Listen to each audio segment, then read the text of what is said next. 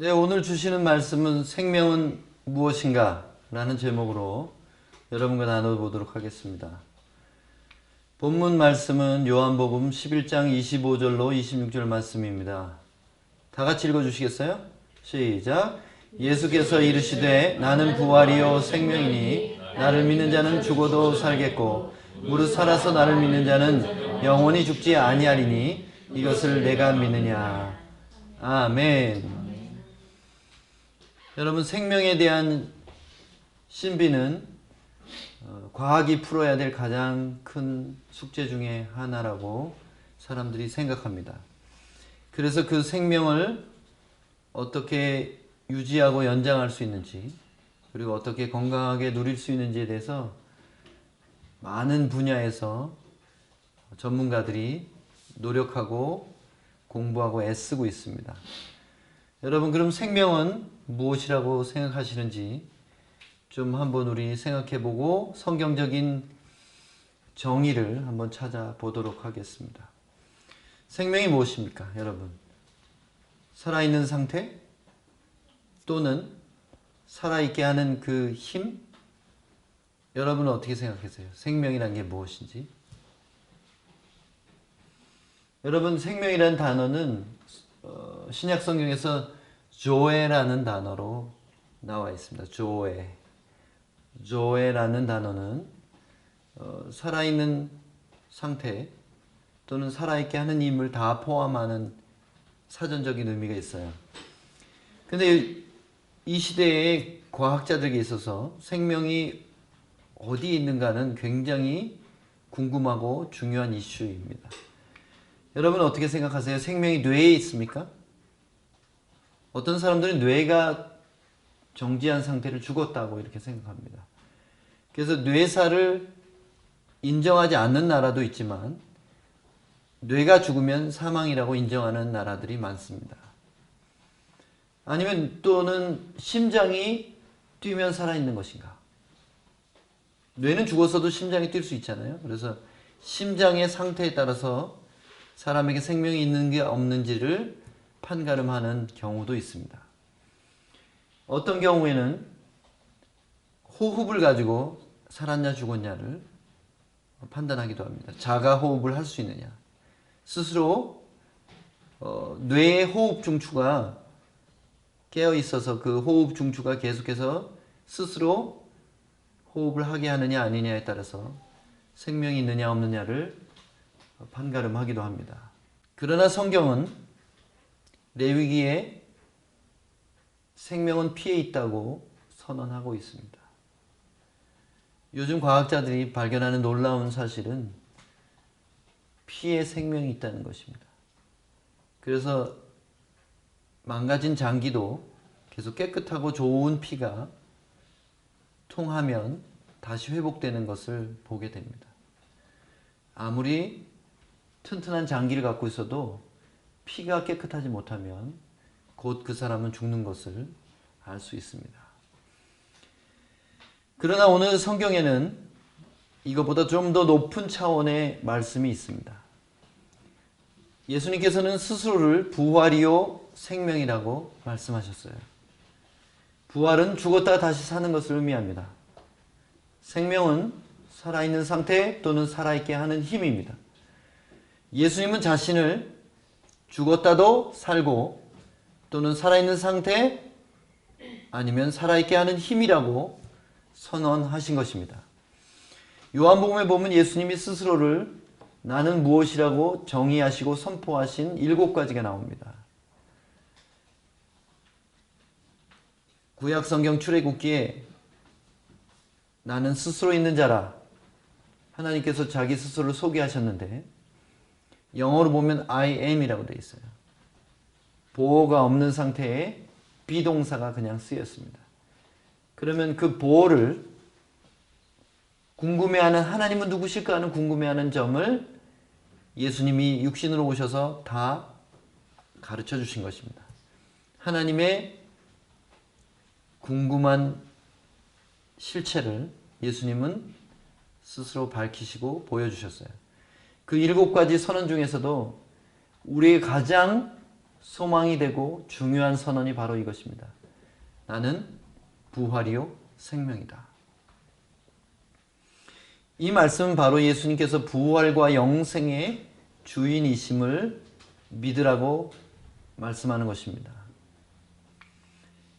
그 뒤에 구절이 이것입니다. 살아서 나를 믿는 자는 영원히 죽지 아니하리니. 이 말이 무슨 뜻입니까? 살아서 나를 믿는 자는 죽음을 보지 않겠다 이런 뜻입니까? 여러분, 저는 그렇게 생각하지 않습니다. 예수님 재림 때에 살아있는 사람은 죽음을 보지 않는 그런 특별한 사람들이 되겠지만 모든 신자도 다 한 번 죽습니다. 근데 여기서 살아서 믿는 자는 영원히 죽지 않겠다는 말이 무엇일까요? 믿음으로 사는 사람, 살아서 나를 믿는 사람을 이렇게 해석해 보겠습니다. 믿음으로 사는 사람은 둘째 사망의 해를 받지 않고 영원한 생명을 얻을 수 있다는 뜻으로 저는 그렇게 해석하고 싶습니다. 그래서 부활에 이르는 믿음의 내용은 예수님 당신이 부활과 생명의 주인이심과 그분을 따르는 순종의 삶의 끝에는 반드시 영원한 생명이 있다는 것을 믿어야 한다는 것입니다. 그래야 참된 믿음입니다. 이 요한복음 11장은 나사로의 죽음과 예수님께서 그 죽은 나사로를 4일 만에 부활시키시는 놀라운 이야기가 써 있습니다. 그런데 요한복음 11장은 바로 요한복음 1장의 선포를 확실히 보여주는 그림입니다. 요한복음 1장에는 이렇게 되어 있습니다. 4절에 그 안에 생명이 있었으니 이 생명은 사람들의 빛이라. 그 안에 생명이 있었다. 이게 무슨 뜻입니까? 그는 누구입니까? 태초부터 계신 하나님의 말씀을 가리킵니다. 하나님의 말씀 안에 생명이 있었다. 그 생명은 사람들에게 빛이다. 굉장히 쉬운 듯하지만 어려운 이 구절은 바로 이런 뜻입니다. 예수님 안에 있는 빛은 사람들이 그 안에서 거할 때 생명을 얻게 하는 것이다. 이런 뜻입니다. 예수님은 세상의 빛으로 오셨습니다. 요한복음 7가지 선언 중에 또 다른 한 가지입니다. 세상의 빛이라는 말은 빛은 그 자체로도 확인이 가능한 것이고 그것을 통하여 다른 것들을 볼 수 있게 하는 것입니다. 그래서 빛이라는 것은 우리의 어두운 영적인 눈을 떠서 세상의 실체를 보게 하고 영적인 세계를 볼 수 있게 하는 것입니다. 히브리서는 예수님에 대해서 이렇게 말합니다. 그는 하나님의 영광의 광채시요. 영광은 보이지 않습니다. 하나님은 보이지 않으십니다. 그런데 그분이 어떤 분이신지를 보여주신 분으로서 영광을 눈으로 볼 수 있는 빛으로 찾아오셨다는 뜻으로 영광의 광채라고 한 겁니다. 그리고 뭐라고 하냐면 본체의 형상이다. 하나님의 본체는 아무도 본 적이 없어요. 근데 그 보지 못하는 하나님을 볼 수 있도록 형상이 되어 오신 분이 바로 예수 그리스도라는 뜻입니다. 예수님은 하나님의 말씀이십니다. 하나님의 말씀은 우리들에게 어떻게 살아야 될지 마치 우리를 앞길을 비추는 불빛처럼 우리에게 갈 길을 보여주는 것입니다. 그래서 시편 119편에는 주의 말씀은 내 발의 등이요 내 길의 빛이니이다. 이 말씀대로 우리 삶의 내 한 걸음 앞과 내가 가야 될 방향을 보여주는 유일한 등대는 바로 말씀이신 그리스도, 또 그리스도의 말씀 밖에는 없다는 것입니다. 사람들이 그분 말씀 안에 거할 때 생명을 얻는다는 뜻입니다. 그럼 요한복음 1장 1절부터 5절을 다시 한번 보겠습니다. 태초에 말씀이 계시니라. 이 말씀이 하나님과 함께 계셨으니 이 말씀은 곧 하나님이시니라. 그가 태초에 하나님과 함께 계셨고 만물이 그로 말미암아 지은 바 되었으니 지은 것이 하나도 그가 없이는 된 것이 없느니라. 그 안에 생명이 있었으니 이 생명은 사람들의 빛이라. 빛이 어둠에 비추되 어둠이 깨닫지 못하더라. 아멘. 어둠 가운데 있는 자들은 빛이 비추어도 깨닫지 못한다. 과연 이게 무슨 뜻이겠습니까? 어둠 가운데 있는 자는 자기 자신의 죄성 가운데 주저앉아 있는 사람들을 말합니다. 그 죄성이 시키는 대로 살아가는 죄인들을 의미합니다. 죄를 사랑하며 살아가는 자들을 말합니다. 죄를 여전히 사랑하고 사는 사람들 가운데는 빛이 비추어도 깨닫지 못한다고 돼 있어요. 빛이 비추는 것이 무엇입니까? 말씀이 들려질 때, 죄를 사랑하는 사람들은 말씀을 들어도 변화가 없어요. 죄를 버리지 못하는 자는 은혜도 받을 수 없습니다. 왜냐하면 은혜라는 것은 회개한 자들에게만 임하는 것이기 때문에. 요한복음 3장 19절로 21절 말씀입니다. 그 정죄는 이것이니 곧 빛이 세상에 왔을 때 사람들이 자기 행위가 악함으로 빛보다 어둠을 더 사랑한 것이니라. 악을 행하는 자마다 빛을 미워하여 빛으로 오지 아니하나니 이는 그 행위가 드러날까 함이요 진리를 따르는 자는 빛으로 오나니 이는 그 행위가 하나님 안에서 행한 것임을 나타내려 함이라 하시니라. 아멘. 여러분, 누가 정죄를 받습니까? 예수 안에 있는 자는 정죄함이 없다고 로마서 8장 1절이 말하는 것처럼 예수 안에 들어오지 않는 사람들은 정죄 가운데 있는 것입니다.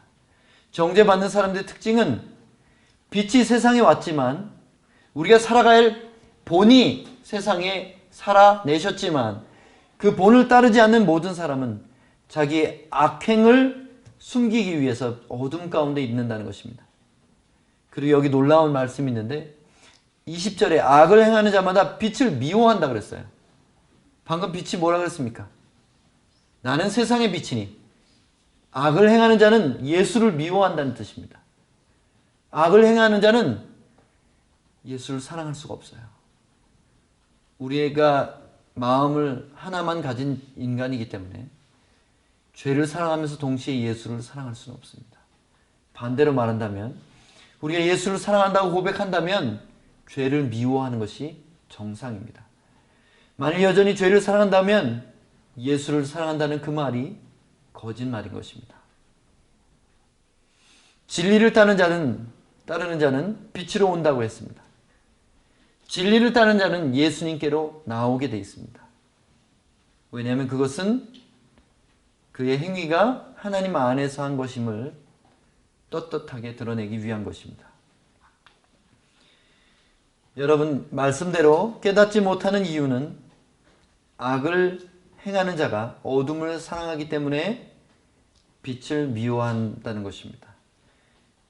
빛을 미워한다는 말은 들려지는 말씀을 거부하는 거예요. 바로 예수님을 거절하는 것이죠.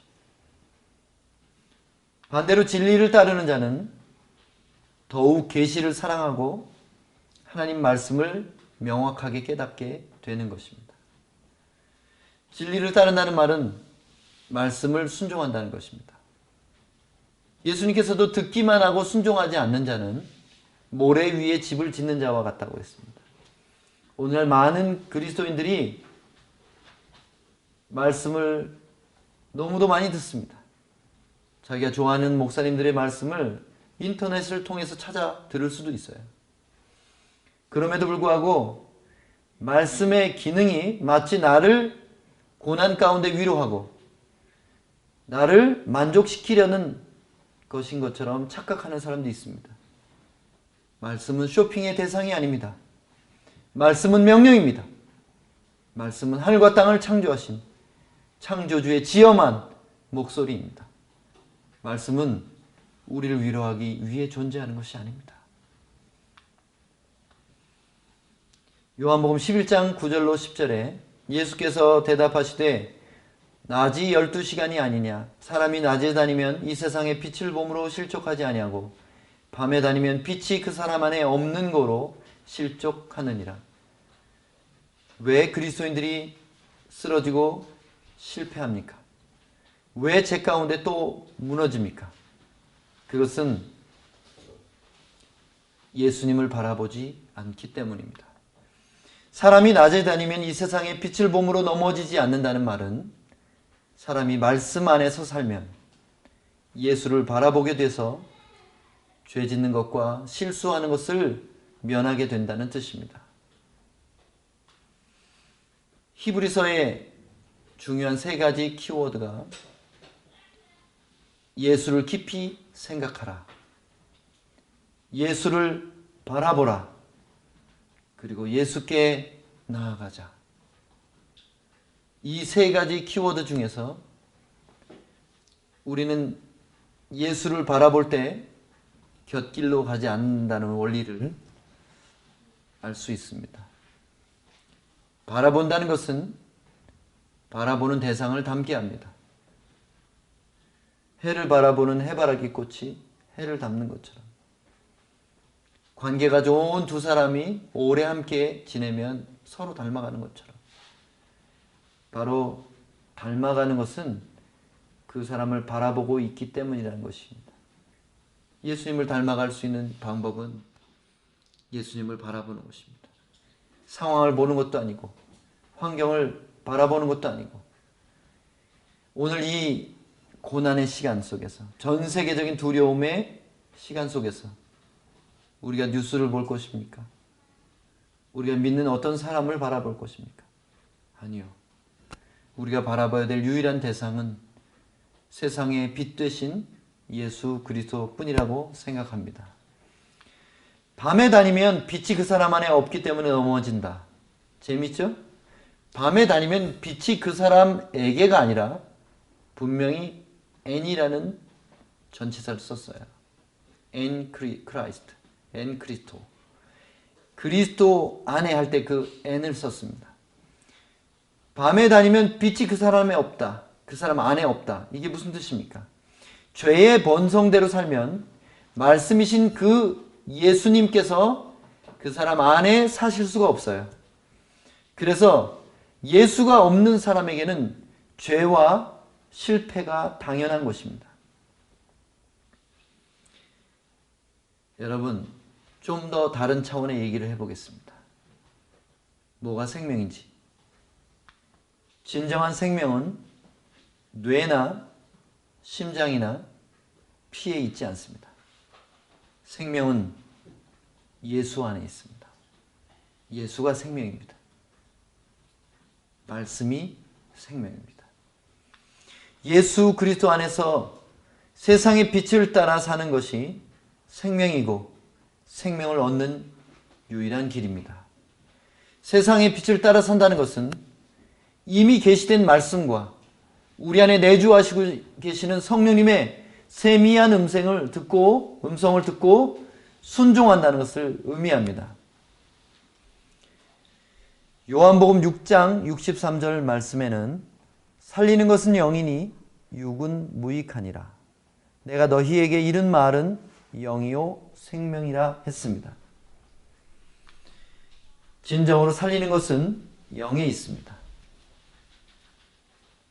생명은 영에 있다는 것입니다.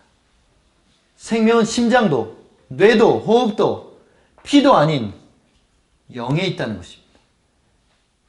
그래서 영이 떠나가면 죽는 거예요. 호흡도 아니고, 심장도 아니고, 피도 아니고, 영이 떠나간 게 죽은 거예요.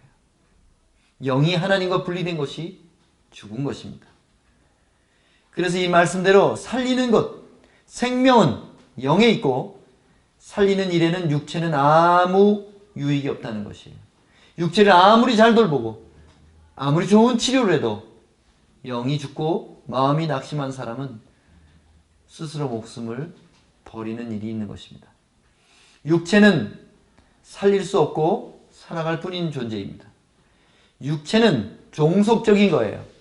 육체는 영에 이끌리는 존재입니다. 육체는 스스로 생명을 만들지도 못하고 스스로 유지할 수 없는 그런 존재입니다. 마치 기관차로 말한다면 그냥 객차예요. 뒤에 끌려가는 객차가 육체입니다. 동력을 갖고 있는 기관차는 바로 영이라는 것입니다. 그래서 진짜 우리가 살아있기 위해서는 영이 살아있어야 돼요. 영은 무엇으로 삽니까? 말씀으로 사는 것이에요. 내가 너희에게 이른 말이 영이요 생명이라고 했습니다. 여러분, 정말 여러분은 말씀을 생명으로 여기고 삽니까? 예수를 진짜 생명의 근원으로 믿고 있습니까? 아니면 무슨 병에 걸릴까 봐 두려워 떨고 있습니까? 재정이 없어서 구차해질까 봐 두렵습니까? 아니면 여러분 노후가 겁이 납니까? 그렇다면 여러분은 믿는 자가 아닙니다. 참된 믿는 자는 예수만을 두려워합니다. 예수께 떨어질 것만을 두려워합니다. 하나님만을 두려워하는 사람들입니다. 육체의 목숨은 생명 자체도 아니고 생명이 주어진 피동적인 존재일 뿐, 진정한 생명은 예수 그리스도라는 계시뿐입니다. 누가 진정 살아있는 사람입니까? 꽃을 꺾어서 화병에 꽂아 놓으면 며칠간은 생생해 보이지만 살아있는 꽃이 아닙니다. 이미 뿌리로부터 단절됐고 살아있는 것처럼 보일 뿐이에요. 예수 없이 살아가는 수많은 인생이 꺾인 꽃과 같았습니다. 그래서 시편에 풀은 마르고 꽃은 시드나 하나님의 말씀은 영영이 서리라 하라 그랬습니다. 이것이 광야에 외치는 자의 소리입니다. 여러분, 풀은 마르고 꽃은 시듭니다. 인생은 덧없이 지나가고 그들이 가진 영광은 그보다 더 짧게 시들어 버립니다. 그러나 말씀만이 영원한 것입니다.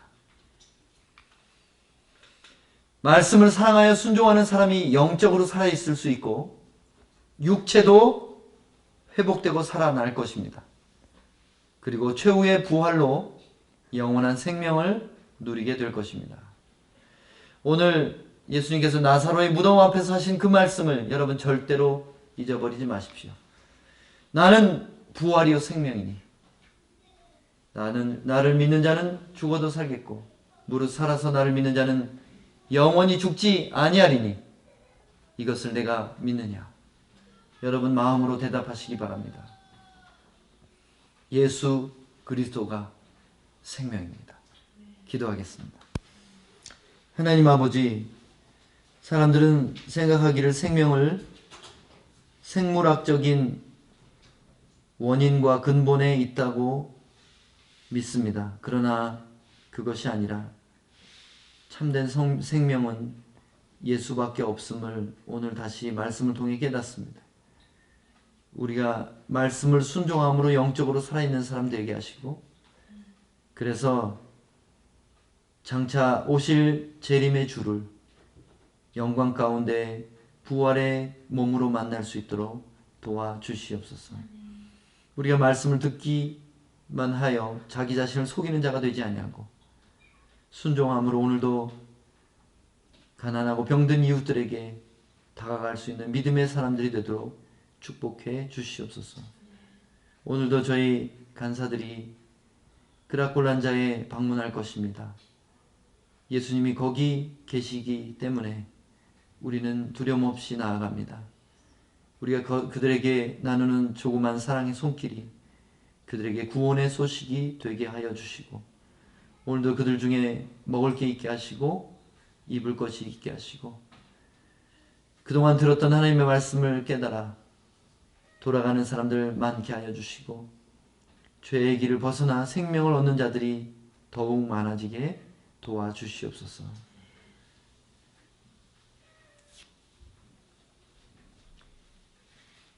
지금은 우리에게 생명을 주시려고 목숨을 내어주신 예수 그리스도의 은혜와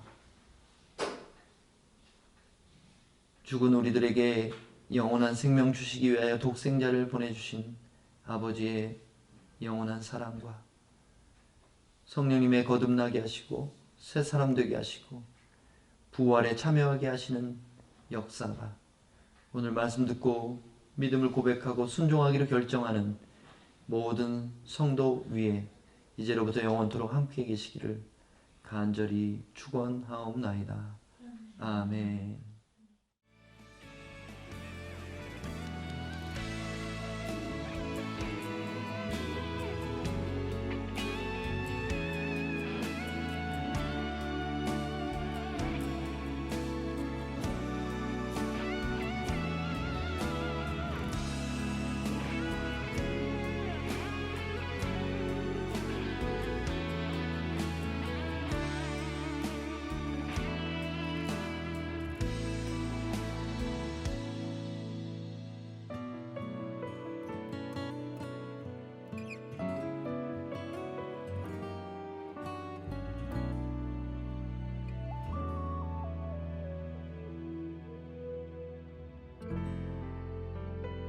Eu acabei retornando ao lar, casei novamente, entendeu?